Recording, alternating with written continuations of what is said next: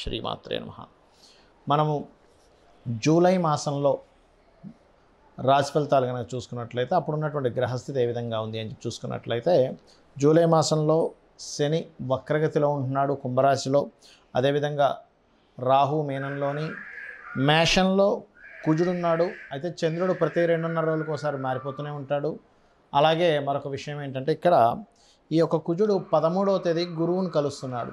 ఎప్పుడైతే కుజుడు గురువును కలుస్తాడో కొంచెం ల్యాండ్ రిలేటెడ్ సంబంధించిన విషయంలో మంచి జరిగేటువంటి యోగం, కొంచెం ల్యాండ్స్ రేట్స్ పెరగడం కూడా జరుగుతుంది.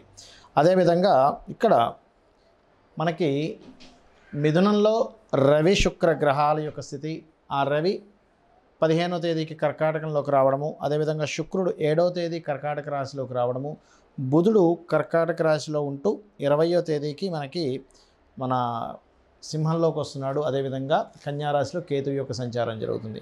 ఈ యొక్క గ్రహస్థితిని అనుసరించి ద్వాదశ లగ్నాల వారికి, లగ్నం తెలియని వారి రాశుల వారికి ఏ విధంగా ఉంది అనేటువంటి విషయాలు మనం ఇప్పుడు తెలుసుకుందాం. వృశ్చిక లగ్నము, వృశ్చిక రాశి. వృశ్చికం వారికి కనుక చూసుకున్నట్లయితే రాస్యాధిపతి అయినటువంటి కుజుడు సప్తమ స్థానంలో ఉన్నాడు గురువుతో కలిసి.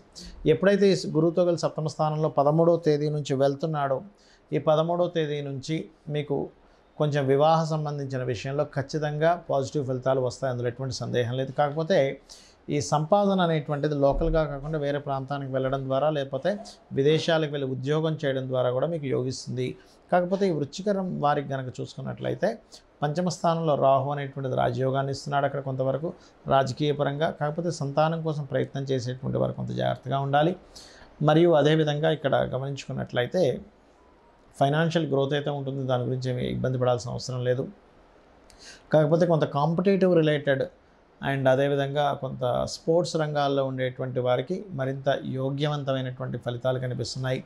మరియు అదేవిధంగా గమనించుకున్నట్లయితే ఇక్కడ ఈ సప్తమ స్థానంలో ఉండేటువంటి గురువు ఇష్టపడిన వారిని వివాహం చేసుకోవడానికి మీకు ఫైనల్ బాగుంది చెప్పాలంటే కాంబినేషన్ అనేటువంటిది. అదేవిధంగా మరొక విషయం ఏంటంటే ఇక్కడ గమనించుకున్నట్లయితే సప్తమంలో ఉన్నటువంటి గురువు యొక్క ఫలితాలు గమనించుకున్నట్లయితే ఈ సప్తమ స్థానంలో ఉండే గురువు మీద కేతువు యొక్క దృష్టి ఉన్నందుకు కొన్ని కారణాల వల్ల అప్పుడప్పుడు చిన్న చిన్న మిస్అండర్స్టాండింగ్స్ కానీ, వివాహ సంబంధించిన విషయంలో చిన్న స్ట్రెస్ కానీ చూపిస్తుంది. మరియు అదేవిధంగా వృశ్చికం వారికి అష్టమంలో రవి ఉండడం అనేటువంటిది ఇప్పుడు ప్రమోషన్స్ కోసం మీ పైవారితో మాట్లాడడం అనేటువంటిది కరెక్ట్ అయినటువంటి సమయం కాదు.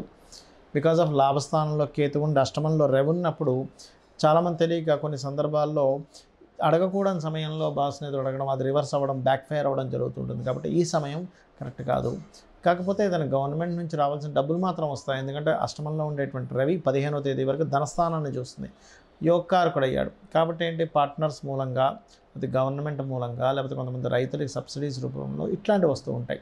కాకపోతే 4వ స్థానంలో ఎప్పుడైతే శని భగవానుడు ఉన్నాడో ఇది కొంతవరకు భూమిని కొనుగోలు చేయడానికి, కాకపోతే వక్రించున్నందుకు ఆ యొక్క భూమిని అమ్మకానికి యోగ్యవంతంగా ఉంది అని చెప్పి మనకి అర్థమవుతుంది ఇక్కడ.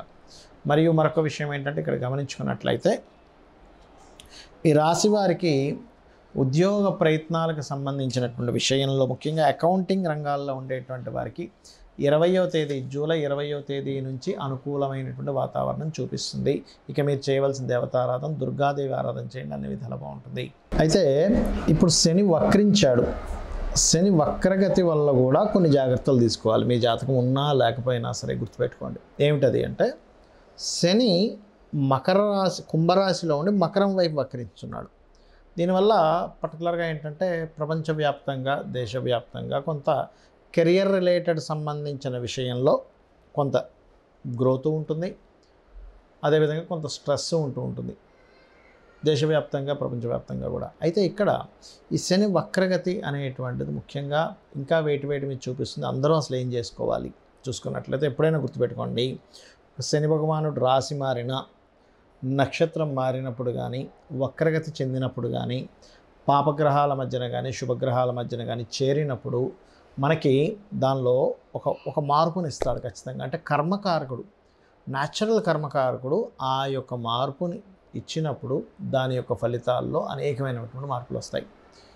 ఇది ముఖ్యంగా దేశ రాజకీయాల మీద ప్రభావం చూపిస్తుంది శని వక్రగతి అనేటువంటిది.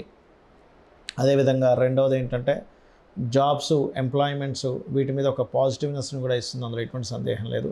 ఆర్థిక వ్యవస్థ సంబంధించిన విషయంలో అనేకమైన మార్పులను ఇస్తుంది. అయితే ఈ శని వక్రగతి పర్సనల్ చార్ట్ మీద ఎఫెక్ట్ పడకుండా ఉండాలి అంటే ముఖ్యంగా మీరు చేసుకోవాల్సినటువంటి ముఖ్యమైనటువంటి అంశం ఏమిటి అంటే శనివారాలు వీలైనంత మటుకు అన్నదానం చేయండి. దీనివల్ల ఏమవుతుందంటే శని వక్రగతి యొక్క ప్రభావం తగ్గి మీకు పాజిటివ్ అనేటువంటి జరుగుతుంది. అలాగే బెల్లము గోవుకు తినిపించడము, మధ్యాహ్నం పూట నిద్రపోవడం అనేటువంటిది ఎక్కువగా చేయకూడదు.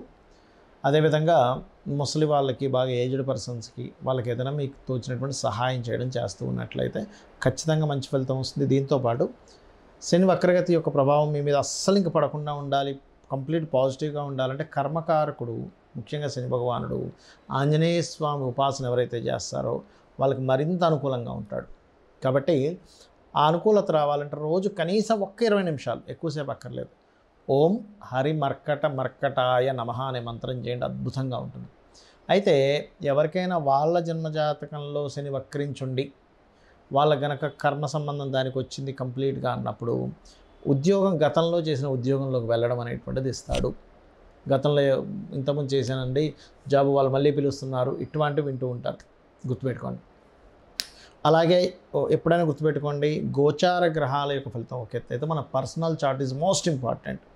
మన పర్సనల్ చార్ట్లో ప్రస్తుతం నడుస్తున్న మహాదశ ఏమిటి, అంతర్దశ ఏమిటి, దానికి గోచారం ఏమిటి, ఇది పర్టికులర్గా చూసుకోవాలి. అంతేగాని ఎంతసేపు నాకు ఏలినాటి శని ఉంది, అర్ధాష్టమి శని ఉంది, అష్టమి శని ఉంది, అందుకే ఇంత ఇబ్బంది పడుతున్నాను అనుకోవడానికి వీల్లేదు. ఎందుకంటే శని భగవానుడు ఎప్పుడూ బ్యాడ్ అయి ఇచ్చేటట్టయితే ప్రతి ఒక్కరూ శని మహర్దశ రాగానే ఇబ్బంది అయిపోవాలి, గురు మహర్దశ రాగానే బాగుండాలి, శుక్ర మహర్దశ రాగానే బాగుండాలి, బుధుడు రాగానే బాగుండాలి. అలా అవ్వట్లేదు కదా. లాజిక్ ఆలోచించండి. శని భగవానుడు బాగుంటే మంచి ఫలితాలు ఇస్తాడు, గురువు బాగున్నా మంచి ఫలితాలు ఇస్తాడు. కానీ ఇబ్బంది అయితే గురువు గ్రహం అయినా సరే ఇబ్బంది ఇస్తుంది. శుక్రగ్రహం, అందరూ ఏమనుకుంటారు శుక్రదశ వస్తే రాజయోగం అనుకుంటారు. అలా ఏమి ఉండదండి. శుక్రుడు బాగుంటేనే రాజయోగం.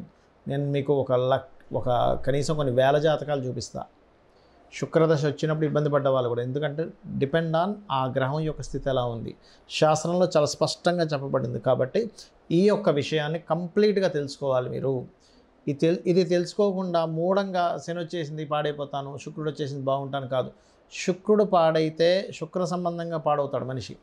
అంటే స్త్రీ వ్యామోహం కావచ్చు, లేకపోతే ఎక్కువ లగ్జరీ ఖర్చులు పెట్టేసి పాడు చేసుకోవడం కావచ్చు, ఇట్లాంటివి ఇబ్బంది పడుతూ ఉంటాడు.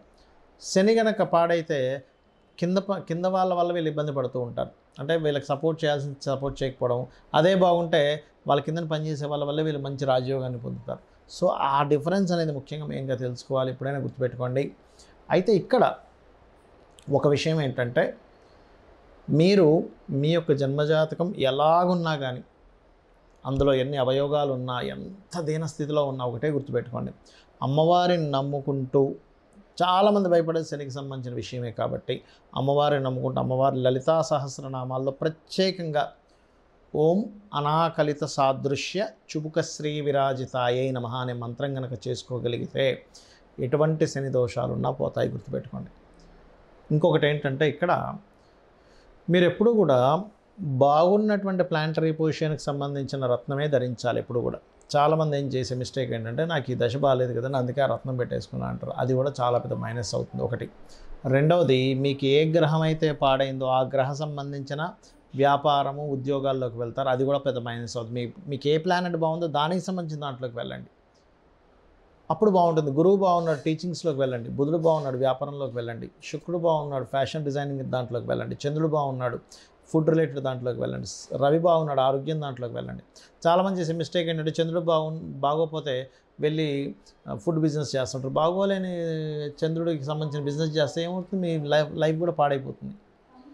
అదేవిధంగా చాలామంది పార్ట్నర్షిప్స్ విషయంలో కొన్ని తప్పిదాలు చేస్తూ ఉంటారు. అవతల వాళ్ళ జాతకం ఎట్లా ఉంది, అసలు వాళ్ళకి ఆ దాని పరంగా ధనయోగం ఉందా లేదా చూసుకోకుండా వీళ్ళకి బాగుంది కదా అని వెళ్ళిపోతారు. అక్కడ ఏమైపోతుంది, వాళ్ళకి బాగోపోవడం వల్ల మీకు కూడా ఇబ్బంది పడుతూ ఉంటుంది, ఎఫెక్ట్ పడుతూ ఉంటుంది, గుర్తుపెట్టుకోండి. మీ వల్ల వాళ్ళకి బాగుంటుంది మళ్ళీ, ఎప్పుడు కూడా గుర్తుపెట్టుకోండి. సో ఇది ముఖ్యంగా జాగ్రత్త పడవలసినటువంటి అంశము.